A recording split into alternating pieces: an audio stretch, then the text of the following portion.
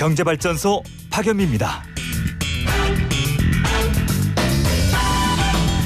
8억 7,044만 원, 그리고 2,473만 원. 20, 30대 상하위 20%의 평균 자산 규모입니다.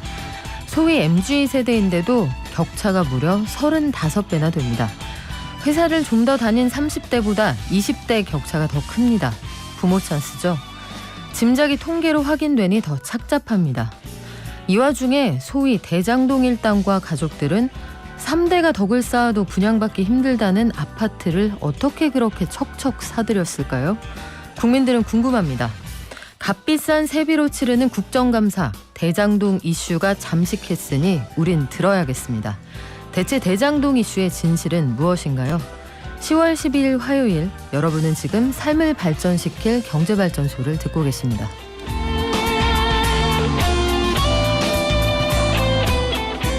공기업 퇴직하고 관련 업체에 재취업한다, 이런 얘기 많이 들었는데 실제로 참여연대가 조사해보니 이게 통계로 입증이 된다고 합니다.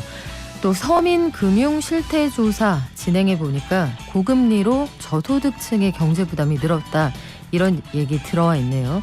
또 20, 30대 자산 격차 구체적으로 어느 정도로 벌어지는지 한겨레 신문 이지혜 기자가 정리합니다.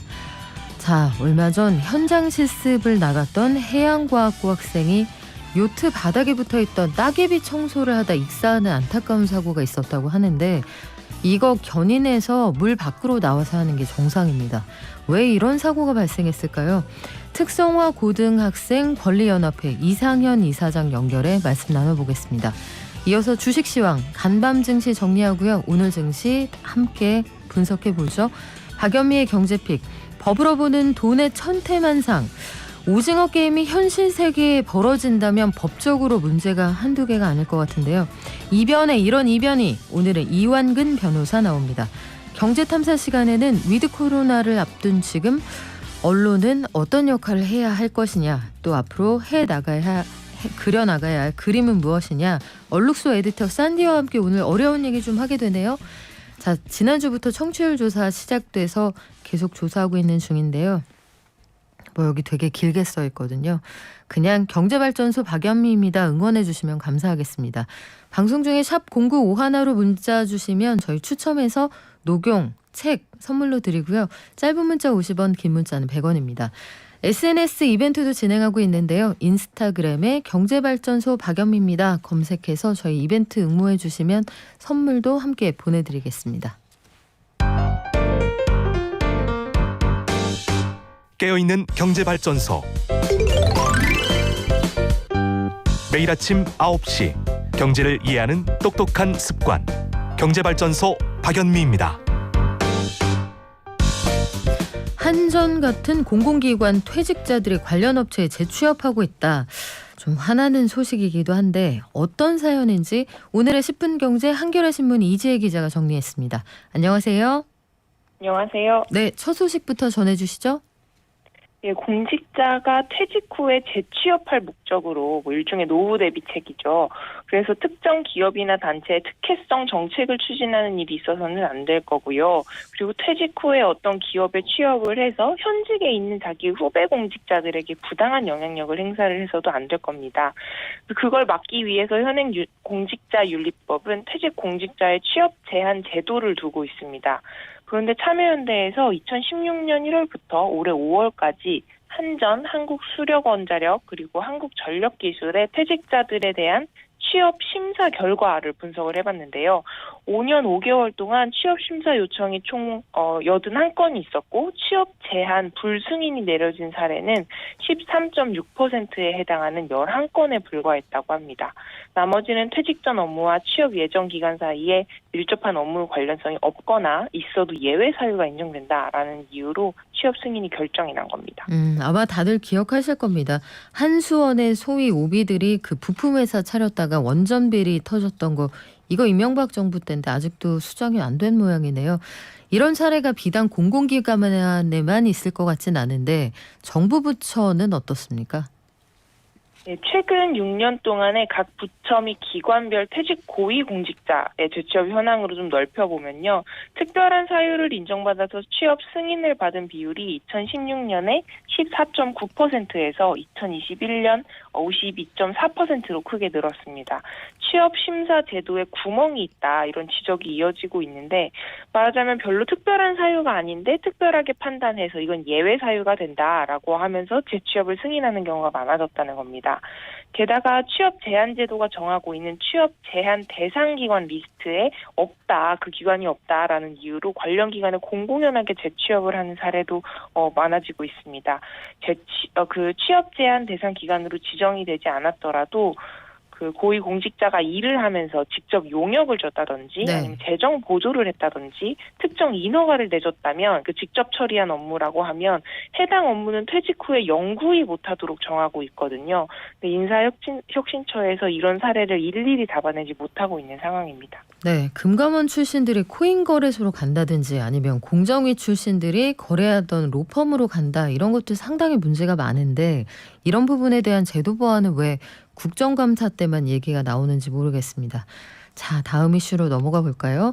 코로나 장기화로 자영업자 서민들 사실은 대출로 버틴다 이런 얘기가 많은데 고금리 때문에 이중고를 겪고 있다고요? 예, 전재수 더불어민주당 의원의 의뢰로 한국사회여론연구소에서 서민금융 실태 조사를 진행을 했는데요. 최근 1년간 경제적 상황이 나빠졌다는 응답자가 전체의 44.2%나 됐습니다. 문제는 이렇게 경제적 상황이 나빠진 계층은 대출을 이용을 하면서 오히려 악순환에 빠진다는 겁니다. 주택 외에 자금 대출이 있다는 응답자들을 대상으로 평균 대출 금리가 얼마냐 이렇게 물어봤는데요. 3에서 10% 사이라는 응답이 64.2%로 월등히 높았습니다. 그리고 10에서 20% 사이라는 응답도 16.4%나 됐고요. 게다가 계층별로 금융 비용 지출 차이도 굉장히 컸습니다. 대출 원리금이나 이자 등 금융 비용이 얼마냐는 질문에 50에서 100만 원이라고 응답한 이들은 가구 소득이 한 400에서 600 정도 되는 사람들이 47.7%였는데 금융 비용이 100에서 200만 원으로 좀 더 높다고 응답한 사람들은 블루칼라거나 무주택자가 많았습니다. 자, 이번에는 자산 가격 차이에 대해서 한번 얘기를 해볼게요. 2030 청년층 자산 격차가 상당히 심화되고 있다 이런 리포트가 나왔군요. 예, 통계청 가계금융복지조사 원자료를 분석을 해보니까 지난해 20대, 30대가 가구주였던 가구의 평균 자산은 3억 1,849만 원으로요. 1년 전보다 2,200만 원 정도 늘었습니다. 근데 문제는 2030 세대 내에 자산 격차가 커졌다는 점입니다. 지난해 기준으로 2030 내 자산 하위 20%의 평균 자산은 2,473만 원으로 1년 전보다 64만 원 늘었는데 같은 기간에 상위 20%의 평균 자산은 8억 7,044만 원으로 1년 전보다 무려 7,031만 원이나 늘어났습니다. 상위 20%의 자산이 하위 20%의 자산보다 35.2배 많은 겁니다. 20대와 30대 사이에도 차이가 좀 나타났는데요. 20대는 30대보다 자산 격차는 더 커졌는데, 그리고 소득 격차는 좀 더 적었습니다. 20대 가구 하위 20%하고 상위 20%의 자산 차이는 무려 38.9배로 더 높았고요. 그런데 소득 격차는 20대보다 30대에서 더 크게 나타났습니다. 그러니까 간단하게 말하자면 20대의 상위 20%는 자기 소득이 커서 자산 격차를 벌린 것이 아니라 아직 30대하고 비교해서 상대적으로 부모의 영향권에 있으면서 사실 부모의 그 부의 대물림을 통해서 자산을 불렸다 이런 것이 약간 간접적으로 드러난 결과입니다. 그래요. 이재 기자님도 MZ세대잖아요. 그렇죠. 네, 저는 사실 이번에 리포트에서 하위 20%의 평균 자산이 2,473만 원이다. 이것도 사실 꽤 큰 금액이라고 느꼈거든요. 그런데 상위하고 차이가 30배가 넘는다. 이거 박탈감을 느낄 청년들이 많을 것 같은데 이재 기자님 그래도 현장에서 열심히 일하고 있는 우리가 맞는 거죠? 네, 맞긴 한데 박탈감은 지우기가 좀 어렵네요. 네, 그런 박탈감을 좀 줄여줄 수 있는 게 아마 정치 그리고 정책의 역할이 아닐까 싶습니다. 기성세대들도 열심히 노력해 보겠습니다. 지금까지 한겨레 신문의 이지혜 기자와 함께했습니다. 고맙습니다. 감사합니다. 지금도 어딘가에서 우리 정훈 학생처럼 사회적인 구조의 문제 때문에 아무 죄도 없이 죽어가는 우리 친구들이 있구나. 여기 계시는 청소년, 청년분들이 같이 분노하고 싸워서 우리가 진짜 세상을 바꿔야 된다. 어떻게 자격증도 없던 너가 잠수 작업을 했는지, 왜 현장 실습에 나간 너가 지금의 상황을 맞아야 하는지. 네, 현장 실습 나갔던 특성화고 학생의 안타까운 죽음. 전에 있었던 그 얘기 아닙니다. 최근에 다시 한번 안타까운 사고가 발생을 했는데 해양과학고 학생이 요트 바닥에 붙어있던 따개비 청소하라는 지시를 받고 물속에 들어가서 이걸 청소하다가 사망하는 사건이 벌어졌습니다. 원래 이거 물 밖으로 꺼내서 안전하게 작업해야 되는데 여러 가지 과정이 다 생략된 게 문제가 아닌가 싶습니다. 도대체 이런 일이 왜 반복되는 건지, 앞으로 우리가 어떤 일을 해주면 좋을지 특성화고등학교 학생권리연합회 이상현 이사장 연결해 알아보겠습니다. 안녕하세요.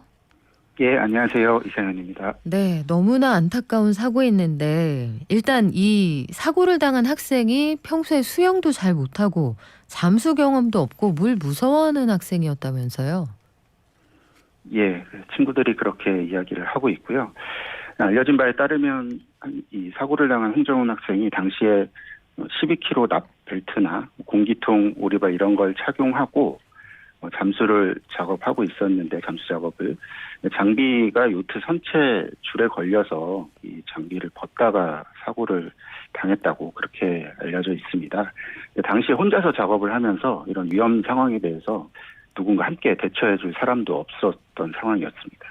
네, 혼자서 이 위험한 작업을 했다는 것도 문제지만 장비를 벗을 때에도 이게 순서가 아주 중요하다고 하는데 무거운 납벨트에서 벗어나지 못해서 결국 사고가 발생했다는 얘기 들었습니다. 그런데 원래 이 학생이 현장 실습에서 맡은 업무는 이게 아니라면서요? 예, 이 해당 업체가 홍정훈 학생이 주말 아르바이트를 하던 업체였는데요. 지난달 27일부터 실습을 시작해서 이제 2주차가 된 시점이었습니다.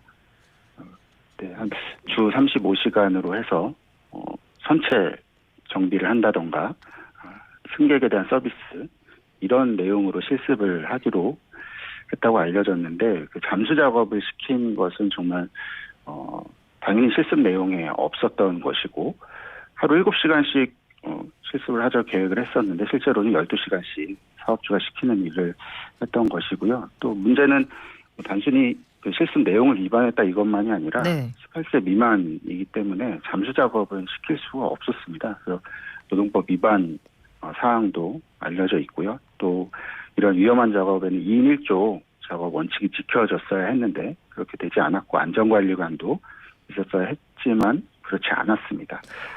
보통은 그런 해당 잠수 작업 같은 경우에 전문 잠수 자격을 갖추고 굉장히 많은 경험이 필요한 작업이었는데, 그런 잠수 자격을 갖춘 사람을 고용해서 그런 작업을 시키기에는 비용이 많이 들거든요. 네.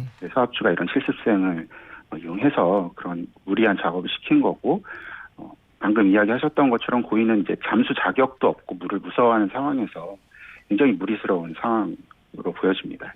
근데 이사장님, 이게 아무리 비용이 들어도요, 원래는 그 따개비 제거 작업 이런 것들은 배를 무트로 꺼내서 크레인으로 끌어올린 다음에 하게 되는 걸로 알고 있는데 이렇게 중간 과정을 건너뛰는 작업이 어떻게 가능했습니까? 예.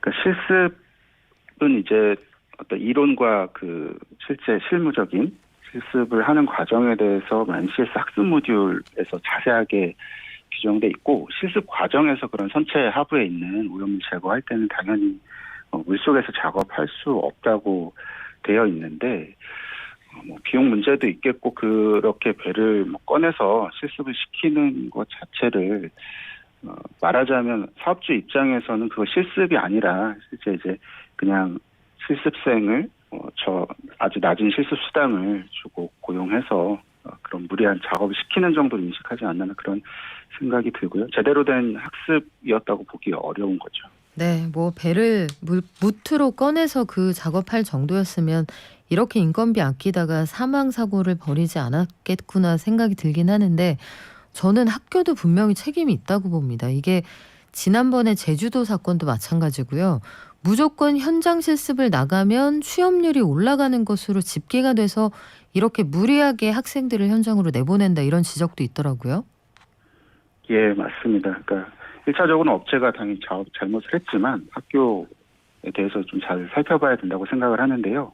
일단 학교에서 실습을 나간 과정이나 실습 계획이 왜 제대로 지켜지지 않았는지 그러한 과정, 또 어떻게 그 실습에 나간 학생들을 관리하고 있었는지 이런 것들 면밀히 살펴봐야 하고, 또 전국 특성화고 노동조합에 따르면 고인의 학과가 처음에는 상업을 배우면 학과였다고 하는데 자동차학과, 미용과 이런 걸 거쳐서 해양 레저 관광과로 변경된 좀 무리한 학과 개편이 있었다고 해요. 그래서 해당 실습 업체 선정하고 또 그 실습 내용 관리를 할 만한 이런 무리한 개편 속에서 충분한 준비가 있었는지 그런 것들을 확인해야 할 것 같습니다. 네, 실질적으로 아마 학생을 모으고 취업률을 올리고 학교의 명성을 높이는데 조금 더 주안점을 두다 이런 사고가 발생한 게 아닌가 싶은데 처음이 아니란 말이에요. 2017년 12월 사건 기억하실 겁니다. 제주도의 한 생수 제조업체에서 특성화고 학생이 이 앞차기에 끼어서 숨지는 사건도 있었잖아요. 예. 당시에 정말 그 해당 기계가 굉장히 계속해서 반복적으로 고장이 나는 상황이었는데 실습생이 혼자서 그 기계를 맡아서 운영하다가 기계에 끼어서 숨지는 사고가 발생했고요.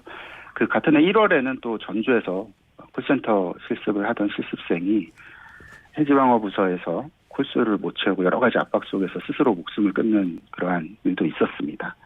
예. 그 뒤에 이제 2018년부터 교육부가 학습 중심형 현장 실습이라고 해서 좀 더 안전한 현장 실습을 만들겠다. 노동이 아닌 학습으로 실습을 만들겠다라고 이제 정책을 시행을 했는데 사실 그 현장 실습 과정에서 노동을 배제하고 완전한 학습 이런 교육만 이루어지는 건 기업 안에서는 좀 불가능하다고 생각을 합니다. 네. 그래서 오히려 이런 위험한 작업으로 내몰리는 상황조차 이제 학습이라고 명명되기도 하고, 또 그러다 보니까 학습이라고 무리하게 규정하면서 현장에서 이제 노동자로서 지켜져야 하는 그런 권리들 또 제대로 보장받지 못하고 있는 그런 상황이 됐다고 생각을 합니다. 또 선도기업이라고 하는 이제 안전한 기업에서 현장 실습을 받겠다고 했지만 그 외에 참여기업도 존재를 하는데 참여기업에 대해서는 선정 과정이나 혹은 그 실습 중의 관리가 보다 엄격하게 이루어지지 못하고 있는 그런 상황으로 보입니다. 이게 학교에서나 교육부에서나 아니면 고용노동부에서 현장 감독을 좀 더 강화할 수 있는 방법은 없나요?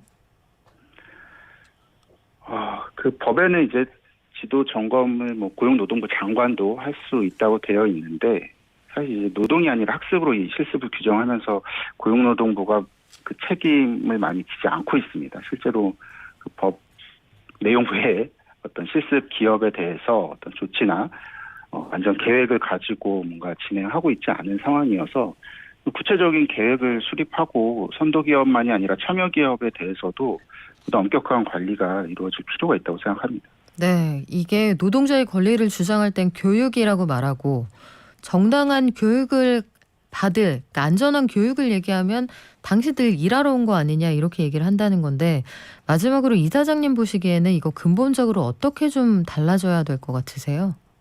예, 저는 일단 우선적으로는 세 가지가 바뀌어야 된다고 생각을 하는데요. 그 법을 위반하는 기업에 대해서 처벌이 강화되어야 한다고 생각합니다. 그냥 아무리 법을 위반하고 이런 중대 재해를 발생시켜도 그 책임 자체가 굉장히 가볍다면 기업에서 함부로 이런 실습을 운영하는 건 또 당연하다고 생각하고, 예를 들어 지금 중대재해처벌법이 제정이 됐는데 5인 미만 사업장에는 적용이 안 되고 있습니다. 그런데 현장 실습이 이루어지는 기업 중에는 5인 미만 사업장도 꽤 되고요. 이런 것들이 좀 바뀌어야 될 거고요. 두 번째는 이 노동 현장에서 노동을 하면서 실습을 할 수밖에 없기 때문에 실습생의 학습권도 물론 굉장히 중요하지만 네. 노동자성을 인정해서 그 노동권을 적극 보호하고, 그랬을 때 고용노동부도 기업에 대해서 적극적인 역할을 할 수 있다고 생각을 하고요. 세 번째는 지금 선도기업과 참여기업으로 구분을 해서 선도기업에 대해서만 중점 관리를 하고 있는데 그게 아니라 그 기준이 아니라 유해 위험한 작업이나 고위험 직종 이런 기준을 가지고 행정력이나 관리에 대한 어떤 자원을 더 집중적으로 투자해야 되는 거 아닌가 그렇게 생각합니다. 네, 지금까지 특성화고등학교 학생권리연합회 이상현 이사장과 함께했습니다. 고맙습니다. 예, 고맙습니다. 코로나19 확산세가 정말 심각하죠. 시민 여러분 불필요한 이동 자제해 주시기 바랍니다. 오늘 하늘이 참 맑은데 가볍게 산책 정도는 괜찮겠지만 우리 모이는 건 좀 미루자고요. 우리가 이동하지 않으면 코로나도 이동할 수 없습니다. 시민 여러분의 협조를 부탁드리겠습니다. 경제를 아는 가장 최고의 지름길. 첫 번째, 매주 평일 오전 9시부터 1시간 TBS 라디오 FM 95.1MHz와 TBS 앱을 엽니다. 두 번째, 유튜브와 팟빵을 통해 언제든 경제발전소를 만날 수 있습니다. 경제를 이해하는 똑똑한 습관. 경제발전소 박연미입니다.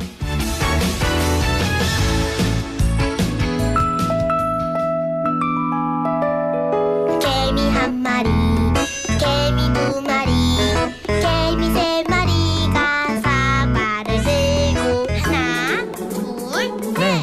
우리 오늘도 하루하루 열심히 살아가는데 왜 사는지 한 번쯤 돌아볼 필요도 있을 것 같아요.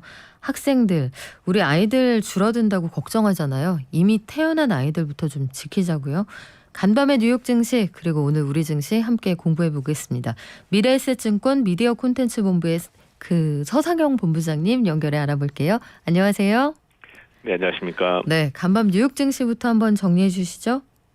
일단 미국 증시는 채권시장 등의 휴장으로 거래량이 감소한 가운데 실적 시즌 앞두고 소폭 하락 출발을 했었습니다만 최근 하락에 따른 반발 매수가 유입되면서 강세폭을 재차 확대하는 모습을 좀 보이기도 했었어요. 특히 상품 가격 급등에 따른 수혜 업종의 강세가 뚜렷한 모습을 좀 보이면서 상승을 주도했었습니다. 그런데 이제 오후 들어서 글로벌 경기 둔화 우려 속에 인플레이션 급등에 대한 부담으로 신중한 태도가 유지되면서 상승분을 모두 반납을 했고요. 결국은 하락 전환 후 낙폭을 확대하면서 마감을 했습니다.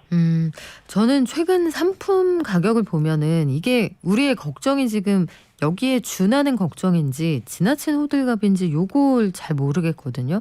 어느 정도 수준입니까? 일단 지난 금요일날 국제유가가 WTI 기준으로 미국에서 이제 거래되는 WTI 기준으로 보면 2014년도 11월 이후에 처음으로 배럴당 80달러를 상회하는 등 강세를 좀 이어갔고요. 오늘도 물론 이제 81달러까지도 상승하기도 했었습니다. 그동안 급등세를 이어왔던 천연가스 같은 경우는 러시아의 공급 증가 발표와 온화한 날씨가 당분간 지속될 것이라는 소식으로 상승세가 꺾인 모습이지만 이런 원유 가격 급등은 관련 종목에 영향을 줬고요. 특히 태양광 관련된 종목 중심으로 해서 급등을 했다라고 봐야 될 것 같습니다. 더 나아가서 철광석이라든지 최근 하락세를 좀 보이던 목재라든지 이런 것들이 다시 강세를 좀 강세폭을 확대하고 있고 면화 가격, 옷을 만드는 이제 옷에 들어가는 면화 가격이 10년 내 최고치를 기록을 했어요. 그러다 보니까 의류 업종들이 또 급락을 했고 알루미늄 가격 같은 경우도 2008년도 7월 이후에 처음으로 이제 톤당 3,000달러를 넘어서면서 전반적으로 대부분의 상품 가격들이 급등을 하고 있다라고 보시면 될 것 같습니다. 문제는 이 절대적인 수치라기보다는 상승폭이 가파르다는 데 문제가 좀 있고요. 이렇게 돼버리면 이제 높은 인플레이션이라든지 이제 이게 연준과 시장 예상보다 더 장기화될 수 있다. 이런 부각이 되고 있고 글로벌 경기가 위축되면서 스태그플레이션, 경기는 별로고 인플레는 높은 그런 것들 때문에 전반적으로 금융시장 자체가 약세를 좀 보이고 있는 상태라고 보시면 될 것 같습니다. 네, 우리 물가 걱정 참 많이 하는 참 알다가도 모르겠습니다. 지난해 아마 기억하실 텐데 5월에는 5, 6월인가요? 물가가 마이너스까지 내려갔고 사실 이론적으로는 그 국제 원유 가격이 돈 얹어주면서 팔아야 되는 그런 상황도 있었거든요. 작년에 연간 물가 상승률이 0.5%였는데 올해 2%. 기준점이 너무 낮아서 다들 힘들게 보이는 거 아닌가 이렇게 싶기도 한데 자, 미국 기업들 실적 시즌 앞두고 있습니다. 전망 어떻습니까? 일단 12일부터 이제 JP모건을 시작으로 3분기 어닝 시즌이 본격적으로 시작되는데요. 시장조사업체 팩트셋에 따르면 S&P 500 전체 기업들의 3분기 영업이익은 전년 대비 27.6% 증가했을 것으로 전망을 하고 있습니다. 그렇지만 이제 마진율, 그러니까 인플레가 이렇게 높아지고 상품 가격이 급등을 해버리니까 기업들의 비용이 증가해버리면서 마진율이 지난 2분기 때 13.1%에서 내년까지에는 12.1%로 둔화될 것으로 전망을 하고 있고요. 결국 높은 인플레이션 등으로 인한 비용 증가가 실적에 영향을 준 것으로 이제 추정을 하고 있습니다. 지난 8일까지 지난주까지 이제 S&P 500 기업들 중에 500개 중에 21개가 실적 발표를 했는데요. 그중에 15개 기업이 그러니까 70%가 넘죠. 15개 기업이 공급망 문제를 14개 기업이 노동력 부족이라든지 고용 비용이라든지 나머지는 또 물류 비용이라든지 이런 비용과 관련된 코멘트가 실적에 악영향을 줬다라고 언급을 하면서 전체적으로 이번 3분기 어닝 시즌에서는 이런 공급망 문제라든지 고용 관련 비용 실적에 가장 큰 영향을 줄 수가 있기 때문에 어제도 말씀드렸었잖아요. 실적 전가력이 높은 종목들 같은 경우야 마진율은 여전히 유지되기 때문에 네. 괜찮지 않지만 실적 전가력이 전반적으로 그 비용 전가력이 떨어지는 종목들 같은 경우는 당연스럽게 실적 둔화 이슈가 나오면서 좀 큰 폭으로 하락하는 그런 흐름은 좀 보일 것으로 전망을 하고 있습니다.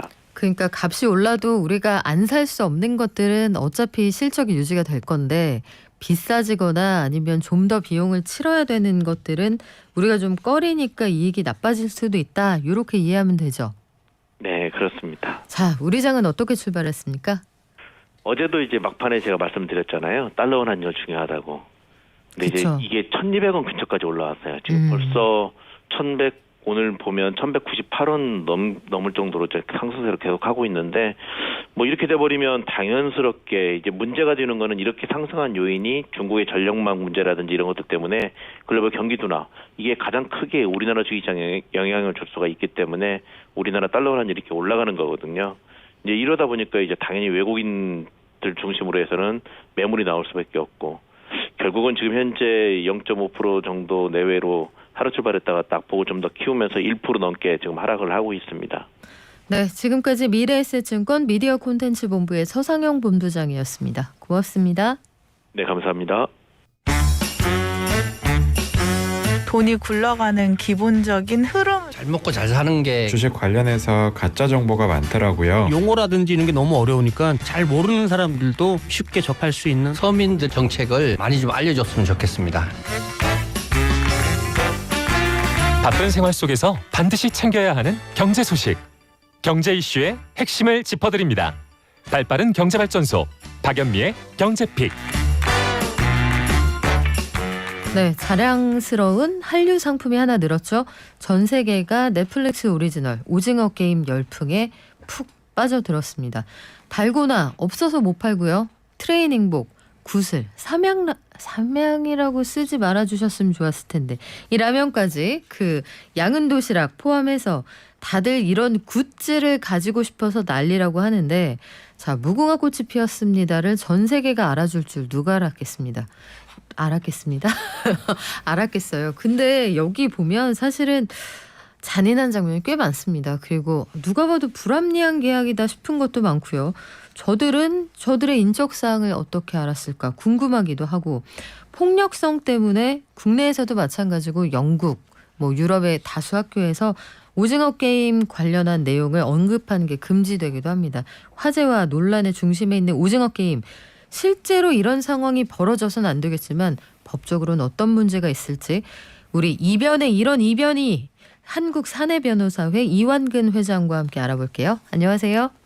안녕하세요. 네, 이 변호사님 이거 다 보셨습니까? 오징어 게임? 예, 저 드라마 굉장히 좋아하고요. 지금 10월 초에 연휴 기간 이용해가지고 다 봤습니다. 정주행하셨군요. 네네. 자, 오징어 게임이 현실이 되는 디스토피아에 살고 싶진 않은데 이게 공감을 얻는다는 건 우리가 사는 게 꽤 팍팍하다는 뜻이란 말이에요. 네, 그럴 것 같습니다. 여기에 사실은 신체 포기각서라는 게 등장을 하는데 이게 드라마 영화에 굉장히 아주 하드코어물에 많이 등장하는 소재인데 네, 자주 나오죠. 이거 말도 안 되는 얘기죠, 실제로는.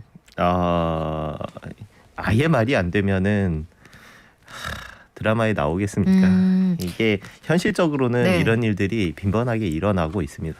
있어서는 안 되지만 존재하기는 네, 한다. 존재하기는 한다는 거죠. 이제 여기서도 알겠지만 여러분들 총 들이대면은 사실 드라마에서 이렇게 이게 법적으로는 어떻게 되나요? 뭐 이런 얘기 하기 힘들잖아요. 그렇죠. 예, 이제 법은 멀고 주먹은 가깝다는 말이 있는 것처럼 현실적으로는 일어나지만 오늘은 그냥 법률적으로만 간단하게 말씀드려 보도록 하겠습니다. 이게 신체 포기든 뭐든지 간에 이제 각서라는 걸 쓰는 게 문제가 되는데 각서라는 게 결국 계약이거든요. 근데 저희 이제 근대법상으로는 계약이 지켜져야 된다라는 원리가 제일 중요한 거예요. 계약을 했는데 아무도 안 지킨다 이러면 계약을 하는 의미가 없잖아요. 그래서 법이라는 게 일단 계약을 사람들이 하고 그 계약을 반드시 지킬 수 있도록 법이 도와주는 이게 이제 근대 민법의 근간을 이루고 있습니다. 근데 이 신체 포기라는 부분이 그러면은 이 계약이 어디까지 준수를 요구할 수 있느냐 하는 부분에 이 지점에 있는 거거든요. 그러니까 계약을 하면 지켜야 되는 건데 그러면은 네 팔을 잘라주거나 너의 장기를 내주는 계약도 계약으로서 맞는 거냐? 라는 그런 한계 지점에 있는 거고요. 이게 얼마나 고전적인 거냐면 이제 셰익스피어 고전인 이제 베니스의 상인에도 보면은 샤일록이 이게 배가 안 들어오고 나면은 돈을 갚겠다라는 사람한테 돈을 못 갚으면 너의 살 1파운드를 내놔라. 이제 이런 계약을 하잖아요. 네. 샤일록이 고리대금업자죠. 그렇죠. 네. 그러면 이제 그게 고전적인 의미에서는 일종의 신체 포기 각서라고 할 수 있는 거죠. 그런데 그러고 보니까 신체 포기 각서가 등장하는 소설이 있었다. 요거 잊고 있었는데 말씀하신 것처럼 신체 포기 각서라는 건 결국 인권에 반하는 내용이기 때문에 법적으로는 효력이 없을 것 같은데 그렇지 않나요?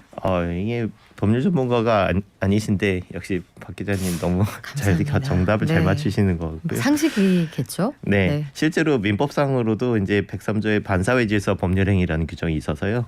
이제 선량한 풍속, 기타 사회 질서에 위반한 내용으로 하는 법률행위는 무효로 한다. 이런 규정이 있습니다. 결국은 불법적인 내용을 이행의 목적으로 하는 계약은 무효다 이런 뜻이고요. 왜냐하면 이걸 허용하게 되면은 법이 불법을 도와주는 상황이 되거든요. 그러니까 약속을 한 내용이 불법적인 내용이거나 반사회적인 내용인데 이거를 지키는 거를 법이 도와준다라는 거는 사실 결국은 반사회적인 내용이나 불법적인 내용을 법이 돕는 게 되기 때문에 모순적이잖아요. 그래서 이런 내용의 계약은 하더라도 무효다 이렇게 규정이 돼 있습니다.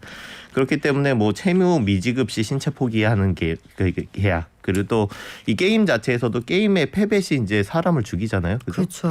이러는 경우에는 설사 자발적으로 동의를 했더라도 이 계약 내용은 무효가 된다고 볼 수 있겠습니다. 그래요. 베니스의 상인에서도 보면 샤일록에게 판사가 이런 얘기를 하죠. 살은 가져가라. 다만 피는 한 방울도 흘려서는 안 된다. 그거는 이제 굉장히 문학적인 해석이고요. 근데 그분이 그래요. 반사회적인 행위니까 안 된다라고 했으면 맞아요. 그런 드라마적인 요소는 없었을 것 같습니다. 교훈을 주고자 함이었을 텐데 자 살아가다 보면 각서 쓸 일이 없으면 좋겠는데 부부 사이에서도 부모 자식 간에도 혹은 친구 형제 사이에도 각서를 써야 되는 상황들이 종종 있습니다. 그런데 이 각서라는 게 법적인 효력은 있는 거예요? 예. 아까 말씀드렸다시피 근대법상으로 계약이 지켜져야 된다라고 했는데 이 계약이라는 거는 별거 없고 둘이 무엇인가를 하기로 하고 뭔가를 대신 받기로 하는 이런 유의 그냥 약속인 거거든요.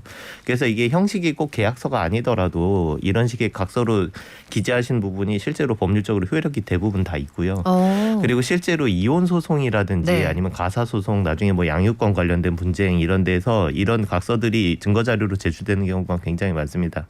그래서 이 기회에 이제 말씀하셨으니까 저희 방송에서 말씀드리고 싶은 부분은 근데 의외로 저희 국민들께서 이런 각서라든지 아니면 계약서라든지 이런 데 지장이나 뭐 날인해주거나 사인해줘야 되는데 내용을 잘 안 읽어보고 그냥 상황을 모면하기 위해서 그 거침없이 해버리시는 경우가 많거든요. 어렸을 때 아버지가 쓰시는 거 많이 봤습니다. 네네네. 근데 이 부분이 실제로 물론 내용이 반사회적인 거 예를 들자면은 뭐 이렇게 내가 잘못을 다시 한번 하면은 뭐 부부의 연을 끊겠다 내지는 뭐 부자의 연을 끊겠다 이런 내용은 다시 아까 전에 말씀드린 반사회 질서의 법률행위 무효로 가서 무효인데 일반적으로는 효력이 있으니까 계약을 할 때 내용을 잘 보고 하는 게 중요하다 이런 말씀을 드리고 싶습니다. 그래요. 우리 오징어 게임으로 다시 돌아가 보면 자 여기에서 그 오징어 게임 주최 측이 동그라미 세모 네모 회사라고 해야 되나요? 이 회사가 세 개의 조항을 제시를 해요. 1번이 참가자는 임의로 게임을 중단할 수 없다. 즉 여기에서 네 맘대로 빠져나갈 수는 없다는 얘기예요. 다만 단서 조항으로 참가자 과반이 동의하면 게임을 중단할 수 있다고 하면서 엄청난 돈을 보여주죠. 못 네. 나가게 하려고. 네. 1항 참가자는 임의로 게임을 중단할 수 없다. 이거는 실제 상황이라면 법적으로 효력이 있습니까? 실제로 사실은 아까 말씀드렸다시피 그 중단할 수 없다, 뭐 탈락으로 처리한다 이런데 이 탈락이 결국은 사망이었잖아요, 사실은. 네. 근데 이게 아까 말씀드렸다시피 반사회적인 부분이 있기 때문에 이게 계약 자체는 뭐 더 살필 필요도 없이 무효이긴 한데요. 사실은 이 계약에 대해서도 좀 말씀드리고 싶은 부분이 있어요. 이 게임에 처음에 보면은 무궁화 꽃을 피웠습니다를 하고 탈락하는 사람이 처음으로 사망하는 사람이 나왔을 때 그제서야 참가자들이 자기가 사인한 계약서의 탈락 내용이 사망이라는 걸 알게 되잖아요. 네. 그죠? 그런 부분에 대해서 좀 드리고 싶은 말씀이 있는데요. 여기 보면은 계약이 지켜져야 된다는 게 중요하기 때문에 계약의 내용은 사실은 명확해야 되는 거예요. 이게 서로 간에 계약을 했을 때 내가 뭘 지켜야 되는지도 모르고 약속을 했다, 이런 내용이 되는 것이거든요. 특히 이 계약 같은 경우에는 이제 한 계약서가 한쪽이 다 마련을 하고 그거 똑같은 계약서로 여러 사람하고 이제 계약을 체결을 해가지고는 이게 경제적인 권리 의무가 왔다 갔다 하는 계약이잖아요. 이런 계약을 법률적으로는 이제 약관이라고 하거든요. 약관, 이거 보험 가입할 때 많이 들어본 것 같은데요. 네, 이 보험 가입하실 때 일반적으로는 이제 약관을 많이 보실 것 같고요. 뭐 자동차 보험 약관이라든지 생명보험 약관이라든지 그리고 여러분들 그 홈페이지 같은데 가입하실 때 보면은 이게 긴 법률 문서 나오시고 밑에 동의 누르라고 많이 하잖아요.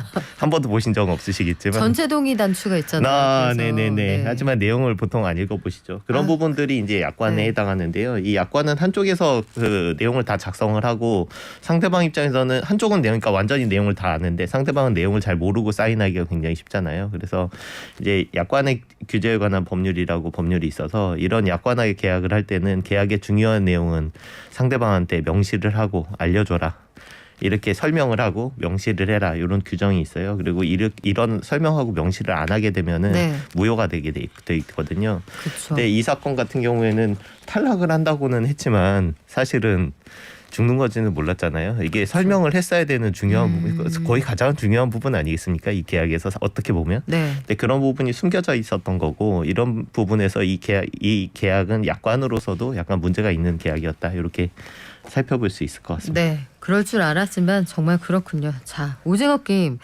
약관치고는 내용이 부실하고 법적인 효력이 없었다. 이 탈락의 구체적인 사유를 설명하지 않았다. 그리고 결과로서 어떤 일을 감당하게 되는지도 우리가 예상할 수 없었다는 건데 가능한 스포를 하지 않으면서 이 내용을 조금 살을 발라드리려고 하니 이게 쉽지가 않네요. 물론 채무자는 빚을 반드시 갚아야 됩니다. 그리고 갚을 수 있는 만큼만 빌려야 되는데 상황이 여의치 않은 경우들이 살다 보면 발생을 하잖아요. 네. 여기 그 극 중에 보면 한 그 참가자는 빚을 갚지 못해서 목숨을 위협받을 정도로 채권 추심을 받기도 하거든요. 이런 경우는 법적으로 어떻게 됩니까?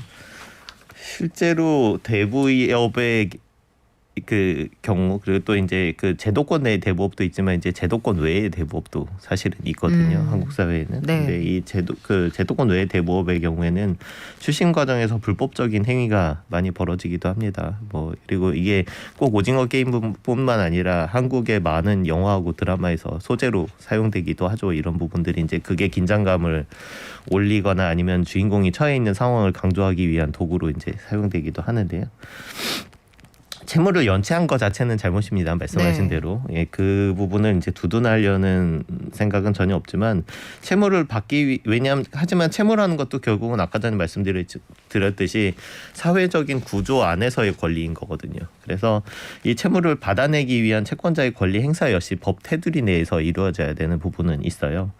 그래서 이제 여기 그분 같은 경우에는 이제 채권자가 본인이 오는 게 아니고 사실 이제 소위 이제 어깨라고 부르는 이제 조직폭력 보내죠. 강한 친구들이 오셔가지고 이렇게 대신 이제 돈을 받아주는 부분이 나오는데 이런 제도적으로는 사실은 대부업자는 미등록 대부업자로부터 대부 계약에 따른 채권을 양도받아서 추심한다거나 이런 행위를 해서는 안 되고요. 그리고 또 이 채권을 받기 위해서 이제 제3자를 동원해 가지고는 채권 추심 행위를 한다거나 이런 부분들이 제한이 돼 있습니다. 사람 쓰는 장면이 되게 많이 나오는데 그거 불법입니다. 이렇게 위법임에도 불구하고 채권 추심을 위해서 온갖 수단을 사용할 경우 그러면 돈을 빌렸는데 못 갚고 있는 사람은 어떻게 대응할 수가 있습니까? 예, 그 잘 모르시는 분이 많아요. 이런 법률이 있다는 거를. 이제 하도 이런 일이 있다 보니까 이제 채권의 공정하는 추심에 관한 법률. 말은 되게 어려운데 채권을 밟더라도 법 테두리 안에서 받아라라는 내용을 명시한 법률이 따로 있습니다. 그래서 이제 이 법률 구조에서 이제 하면 안 되는 행위들이 여러 가지가 나열돼 있는데요. 뭐 밤에 반복적으로 가가지고 돈 달라. 괴롭히는 거죠. 네, 이런 부분도 안 되고 그 다음에 반복적으로 혹은 야간에 뭐 전화, 말, 글, 음향 등을 통해 가지고 공포심이나 위협감을 일으키는 행위. 그리고 또 거짓 사실을 알리는 행위. 그러니까 이게 뭐 사실은 그 채무자를 좀 더 사실보다 더 과장을 해가지고는 상황을 위협을 해가지고는 위협적인 게 느끼게 만들어 돈을 받는 행위. 아니면은 그 변제 자금을 마련할 거 강요해가지고 이제 공포심을 일으킬 수 있는 행동을 하는 행위. 굉장히 포괄적이죠, 다들. 그래서 이런 행위들 아니면은 실제로 없는 채권을 있는 것처럼 해가지고 받으려고 강요를 하는 행위. 뭐 이런 부분들을 구체적인 행위 유형을 해가지고 금지를 하고 있는데 실제적으로 이 법의 문헌 내용만으로 하면은 약간 위력을 발휘한다고 느낄 수 있는 채권 추심 행위는 일반적으로 안 된다라고 보셔도 될 것 같습니다.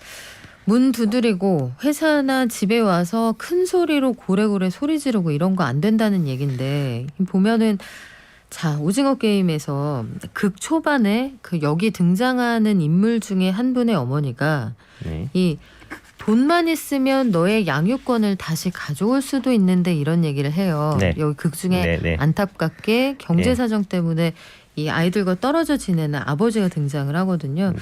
그런데 나중에 이 아버지에게 큰 돈이 생깁니다. 그때 이 아버지는 그러면 돈이 생겼으니까 양육권 어머니 말대로 다시 가져올 수 있는 겁니까?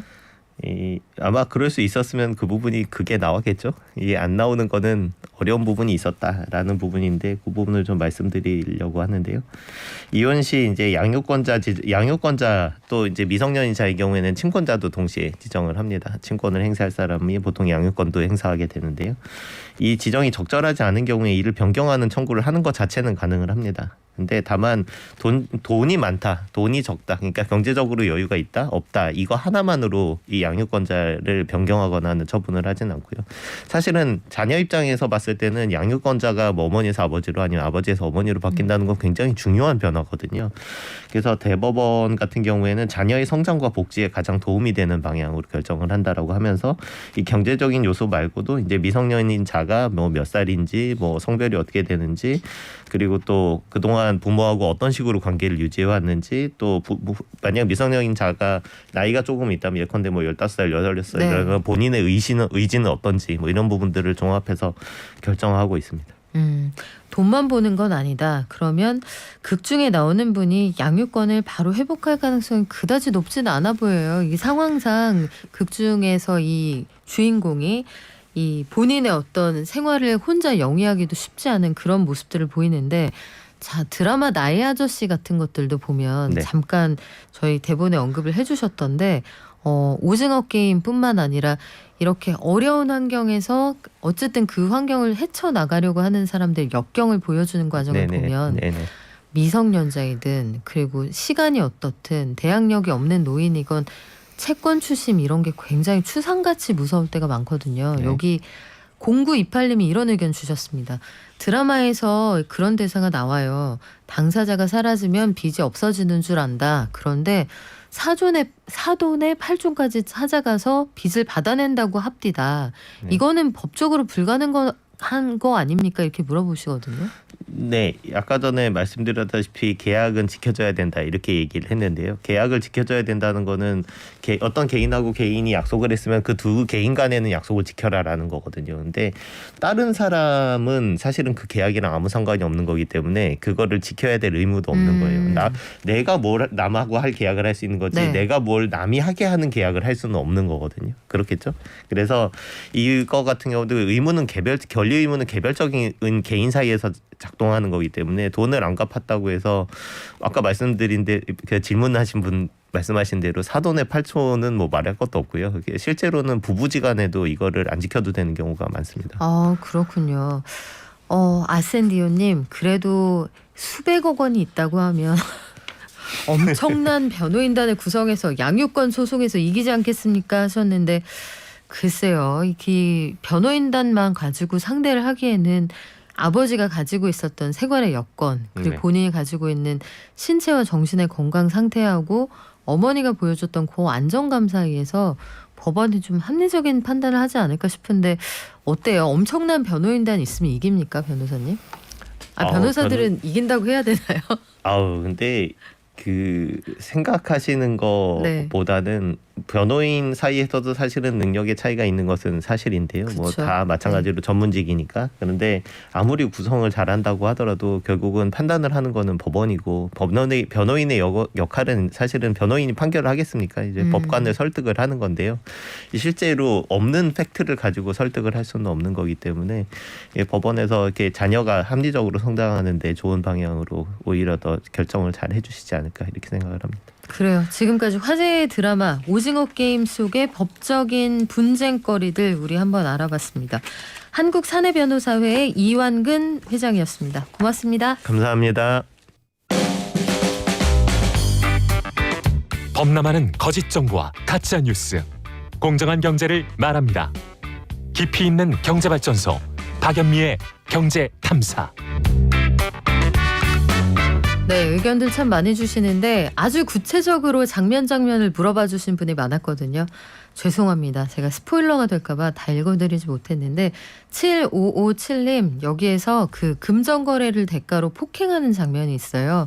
이 형법상의 폭행이나 상해로 처벌할 수 있나요? 물어봐 주셨는데, 아주 비슷하게 SK 일가의 그 한 못된 사람이 맥값으로 이제 사람을 구타한 일이 있었죠. 영화화 되기도 했는데 처벌을 당연히 받은 것으로 제가 알고 있습니다. 실제로는 절대 일어나서는 안 되는 일이겠죠. 자, 오늘 오랜만에 에디터 산디님 나오셨어요. 얼룩소의 에디터 산디님과 함께하겠습니다. 안녕하세요. 안녕하세요. 자, 정부가 이제 위드 코로나가 11월 9일부터는 시작해 볼 수 있다라고 언급을 했습니다. 여러 가지 준비가 좀 필요할 것 같은데, 코로나19 시기에 언론의 역할이 그 어느 때보다 사실 중요해졌거든요. 네. 정보를 전달하고 가짜 정보를 걸러내고, 특히 건강과 관련해서요. 자, 단계적 일상 회복을 이야기하는 이 상황에 우리가 언론에게 주어야 하는 역할은 뭘까요?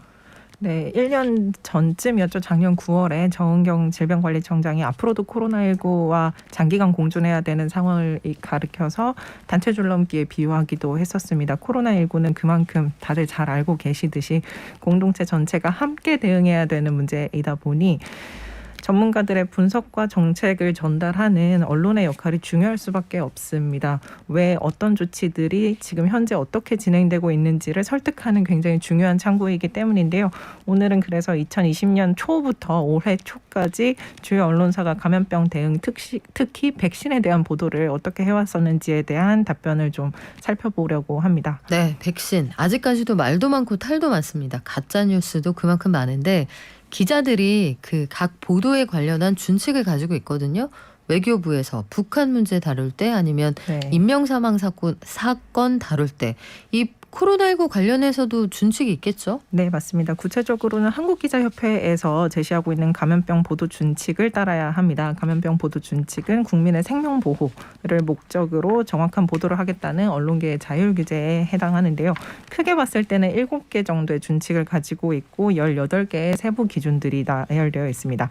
그 내용을 좀 살펴보면은 되게 간단하고 쉽게는 질병에 취약한 집단을 알려주는 것, 그리고 예방법과 행동 수칙을 이해하기 쉽게 알려주는 것들이 포함되어 있지만, 구체적으로 봤을 때는 발생률, 증가율, 치명률 같은 백분율을 보도할 때는 실제 수치를 함께 전달해야 되는 것, 또는 환자 수나 의심 환자 수, 감염 인구 수, 접촉자 수를 전부 다 구분해서 보도할 것과 같은 내용들이 구체적으로 제시가 되어 있습니다. 이렇게 뭐 가이드라인이야 당연히 있을 네. 수 있겠지만 실제로 중요한 것은 언론사가 그래서 과연 이 가이드라인을 따르고 있는지의 여부일 것인데요. 저희 소프라이즈에서 관련해서 질문을 드렸었고 선정된 답변은 언론 보도가 이 감염병 보도 준칙을 따르고 있는지를 좀 개량적으로 평가했다라고 말씀드리겠습니다. 사실 현업에서 하나하나 기준을 따르기 쉽지 않다 이런 의견도 있을 수가 있습니다만 이게 워낙 사회적으로 미치는 영향이 큰데다 건강 문제잖아요. 자, 이거 데이터로 실제로 언론사들이 어떻게 하고 있는지 확인할 수 있나요? 아무래도 쉬운 이슈는 아닙니다. 왜냐하면은 데이터를 아무리 능수능란하게 다룬다고 해도 이제 한국어가 특히나 또 복잡 미묘하기 때문에 오히려 사람이 하나하나 확인하는 게 더 빠르고 정확할 수도 있는데요. 다만 감염병 보도 준칙의 마지막에 감염병 보도 시 특히 주의해야 될 표현들이 좀 사례로 특정되고 있는 것들이 있습니다. 예를 들어서 기사 제목에 패닉이나 대혼란, 공포, 창궐과 같은 키워드들이 나타나면 안 된다. 또는 사회를 혼란에 빠뜨리고 있다. 아니면 최악의 전염병이다와 같은 자극적인 수식어를 활용해서는 안 된다. 메르스나 에이즈와 같은 다른 감염병과 비교함으로써 사람들이 오인하도록 해서는 안 된다와 같은 구체적인 사례들이 나열이 되어 있습니다. 이렇게 좀 사용할 때 유의해야 되는, 가능하면 지양해야 되는 키워드들이 구체적으로 나열되어 있다 보니 이 부분 같은 경우에는 사용됐는지의 여부만 확인을 하면 되는 거거든요. 그래서 데이터로 접근하기 상대적으로 용이한 부분이라서 소프라이즈에 저희가 답변 받았던 내용 역시 이 마지막 준칙을 기준으로 분석의 틀을 마련하고 있습니다. 자, 결과를 한번 볼까요? 일단 분석 대상은 2020년부터 2021년 4월까지 네이버 뉴스 플랫폼에 게시되었던 백신 보도들입니다. 그리고 언론사는 조선일보나 중앙, 동아, 한겨레, 경향을 비롯한 20개 정도의 언론사들을 대상으로 했는데요. 이 20개 언론사로 한정한 후에 네이버 뉴스 검색에서 백신으로 검색을 했을 때 총 2만 4천여 건의 보도들이 검색이 됩니다.